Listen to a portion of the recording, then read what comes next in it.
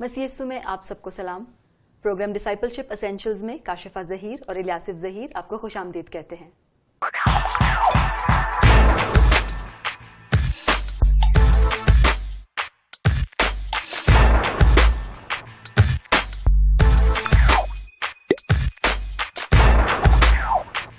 میرے عزیزو، programme ڈسائپلشپ essentials میں ہمارے ساتھ رہنے کے لیے آپ کا بہت بہت شکریہ۔ ہمیں امید ہے کہ ان پروگرامز کے وسیلہ سے آپ خداوند کی ڈھیروں برکات حاصل کر رہے ہیں۔ ہمارے آج کے پروگرام کا عنوان ہے کہ ہم خداوند کی خدمت کیسے کریں، اور اس پروگرام میں الیاسف ہمارے ساتھ ہوں گے۔ الیاسف، آپ ہمیں بتائیں کہ ہم نے دیکھا ہے اکثر کہ ایک عام سا سوال ہے جو مسیحیوں کے ذہنوں میں ہوتا ہے کہ کیا خداوند کی خدمت کرنا ہم سب کا فرض ہے یا صرف یہ پاسٹرز یا لیڈرز کی ذمہ داری ہے؟ جی، یہ عام طور پر سوال ہم سنتے ہیں کہ مسیحیوں کے درمیان ہوتا ہے کہ یہ خدمت کا جو کام ہے یہ صرف چرچ لیڈرز کا کام ہے یا پاسٹرز کا کام ہے یا جو لوگ خدمت میں ہیں ان کا کام ہے۔ یہ درست نہیں ہے، بلکہ میں سمجھتا ہوں کہ خدمت کا جو کام خداوند نے ہمیں سونپا ہے وہ ہر مسیحی کے لیے سونپا ہے۔ اور خداوند یسوع مسیح نے آسمان پر صعود فرمانے سے پہلے ہم جانتے ہیں کہ اپنے شاگردوں کو اکٹھا کیا اور انہیں ایک حکم دیا، اور وہ حکم ارشاد اعظم کی تکمیل تھا جو کہ ہمیں متی کی انجیل اس کے 28ویں باب کی 18ویں آیت سے لے کر 20ویں آیت تک ملتا ہے۔ اس میں تھا کہ جاؤ اور سب قوموں کو شاگرد بناؤ اور انہیں باپ اور بیٹے اور روح القدس کے نام سے بپتسمہ دو۔ وہ حکم جو تھا وہ صرف شاگردوں تک محدود نہیں تھا، بلکہ وہ حکم ہر مسیحی کے لیے جو اسے پہچانتا اور جانتا ہے۔ جی بالکل۔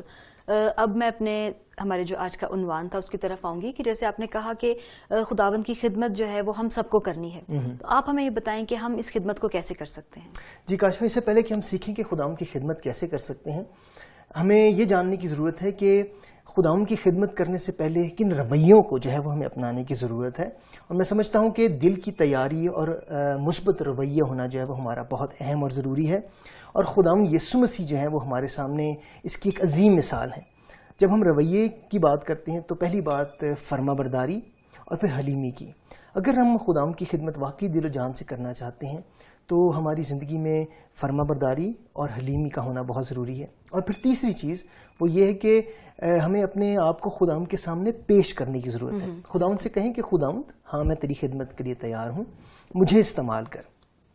جب ہم فرما برداری اور حلیمی کے حوالے سے دیکھتے ہیں تو ایک حوالہ میرے ذہن میں آتا ہے، اگر آپ مہربانی کر کے وہ ہمارے لیے نکالیں۔ یوحنا کی انجیل اس کا 6 باب اور اس کی 38ویں آیت۔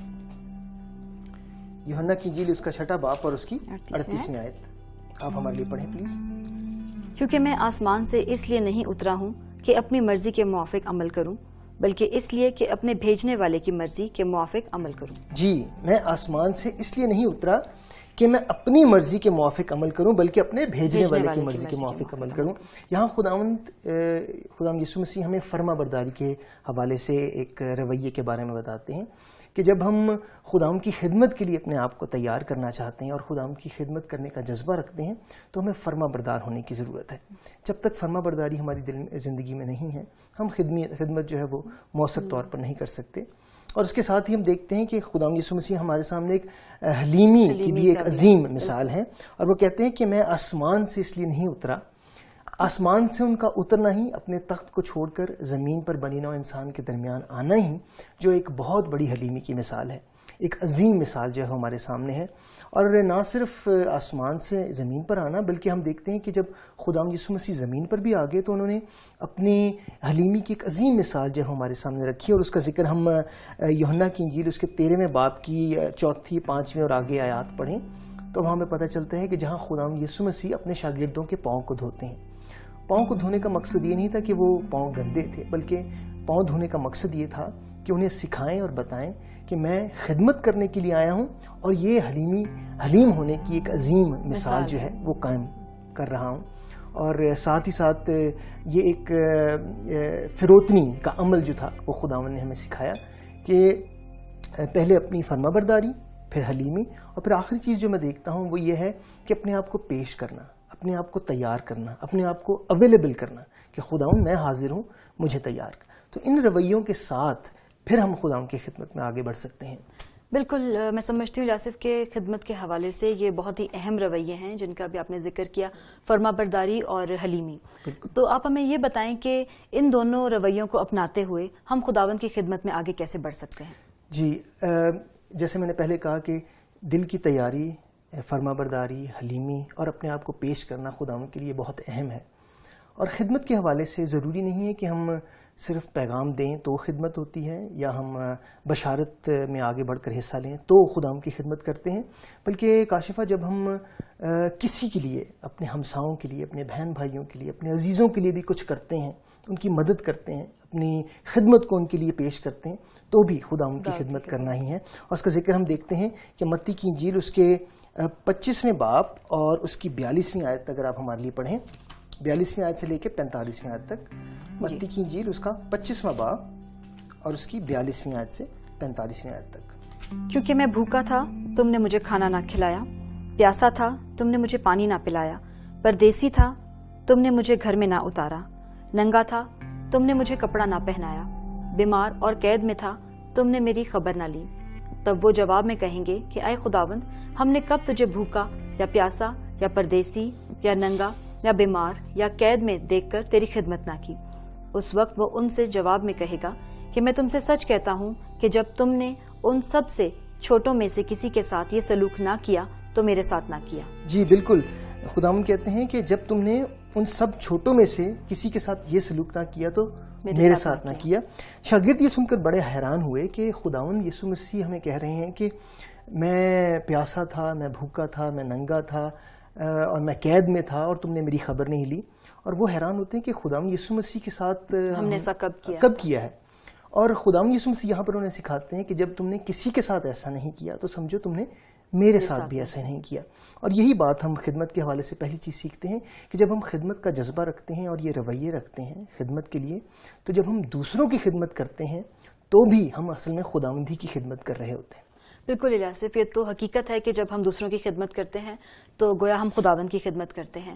اور میں سمجھتی ہوں کہ جو خداوند نے توڑے، جو گفٹس اور جو نعمتیں ہمیں بخشی ہیں، ہم ان کے وسیلہ سے بھی خداوند کی خدمت کر سکتے ہیں. بالکل، انفرادی طور پر مسیحی ہوتے ہوئے خداوند نے ہر کسی کو نعمت بخش دی ہے، ہر کسی کو ایک توڑا بخش دیا ہے، اور ان توڑوں کو پہچاننے کی ضرورت ہے اور پھر اپنے آپ کو خداوند کے سامنے پیش کرنے کی ضرورت ہے. خداوند تیرا شکر ہو کہ تو نے مجھے یہ توڑا بخش دیا ہے، تیرا شکر ہو تو نے مجھے یہ نعمت بخش دی ہے، میں اس نعمت کو تیرے سامنے لے کے آتا ہوں تاکہ تو مجھے استعمال کرے. یہ بہت ضروری ہے. اور میرے ساتھ نکالیں اگر آپ رومیو اس کا 12واں باب اور اس کی 6 آیت کے دوسرے حصے سے ہم 7ویں آیت تک پڑھیں گے.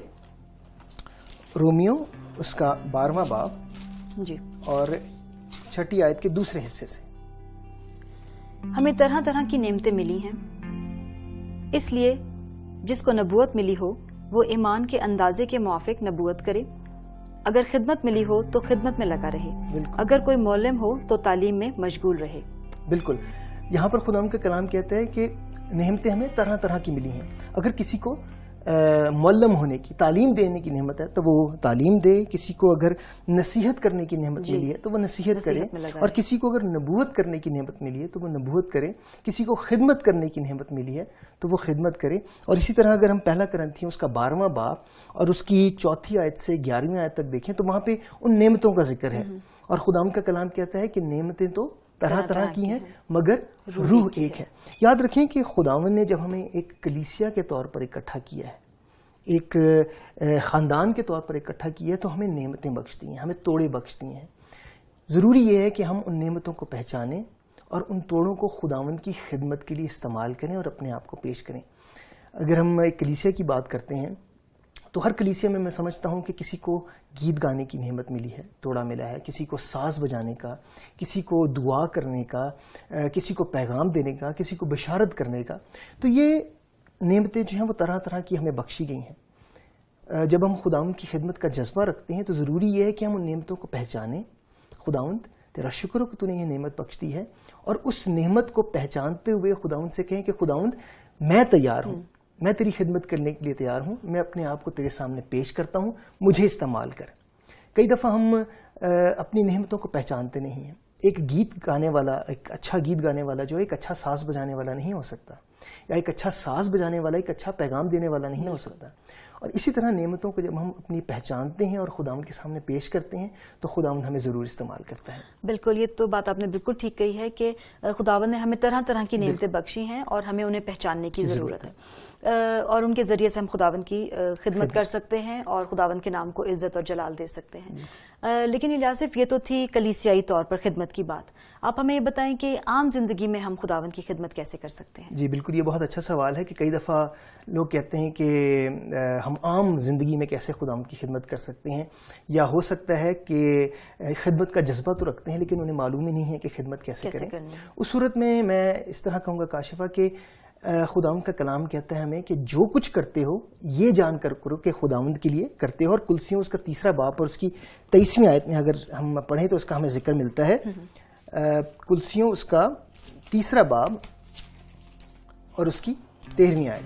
آپ مہربانی کر کے ہمارے لیے پڑھیں. جی 23ویں آیت. جی 23ویں آیت. جو کام کرو جی سے کرو، یہ جان کر کرو کہ خداوند کے لیے کرتے ہو نہ کہ آدمیوں کے لیے. جی کتنی خوبصورت آیت خداوند کا کلام میں یہ ہے کہ جو کرتے ہو جی سے کرو اور یہ جان کر کرو کہ خداوند کے لیے کرتے ہو. میں آپ کو اس طرح مثال دینا چاہوں گا کہ اگر کوئی مسیحی جو ہے وہ کسی دفتر میں کام کرتا ہے اور اس کا دفتر میں کام کرنا اور ایمانداری سے سچائی سے کام کرنا بھی جو ہے وہ خداوند کی خدمت ہی ہے. خداوند کا کلام کہتا ہے کہ جو کرتے ہو جی سے کرو اور یہ جان کر کرو کہ خداوند کے لیے کرتے ہو. تو اس کا سچائی سے، فرما برداری سے اور سچائی سے جو ہے وہ کام کرنا بھی وہ خداوند کی خدمت میں حصہ ڈالنے والی بات ہے. اس لیے میں سمجھتا ہوں کہ یہ ہم عام مسیحیوں کو جاننے کی ضرورت ہے کہ خدمت صرف بشارت کر کے یا پیغام دے کے یا چرچ کے حوالے سے نہیں کی جا سکتی، بلکہ ہم عام زندگی میں بھی خداوند کے سامنے اپنی خدمت کو پیش کر سکتے ہیں اگر ہم دیانتداری سے، فرما برداری سے خداوند کے پیچھے چلتے رہیں تو. بالکل. الیاسف آپ کا بہت بہت شکریہ خدمت کے حوالے سے ان ساری باتوں کو ہمارے ساتھ شیئر کرنے کے لیے. اگلے پروگرام میں ہم آپ سے پھر ملاقات کریں گے اور اس وقت جو ہے وہ ہمارے پروگرام کا وقت ختم ہو گیا ہے. اور لیکن جانے سے پہلے میں چاہتی ہوں کہ جو باتیں ہم نے سیکھی ہیں ان کے خاص باتوں کا ہم خلاصہ کریں. بالکل ضرور. ہر مسیحی کی ذمہ داری ہے نہ صرف چرچ لیڈرز کی کہ خداوند کی خدمت کریں. ہم خداوند کے حکموں کو مان کر خداوند کی خدمت کر سکتے ہیں. ہم دوسروں کی خدمت کر کے بھی خداوند کی خدمت کرتے ہیں. ہم جو کچھ کریں یہ جان کر کریں کہ خداوند کے لیے کرتے ہیں. میرے عزیزو، آج کے لیے اتنا ہی. اگلے پروگرام میں نئے پیغام کے ساتھ پھر حاضر ہوں گے. تب تک کے لیے الیاسف کو اور کاشفہ کو اجازت دیجیے. خدا حافظ. خدا حافظ.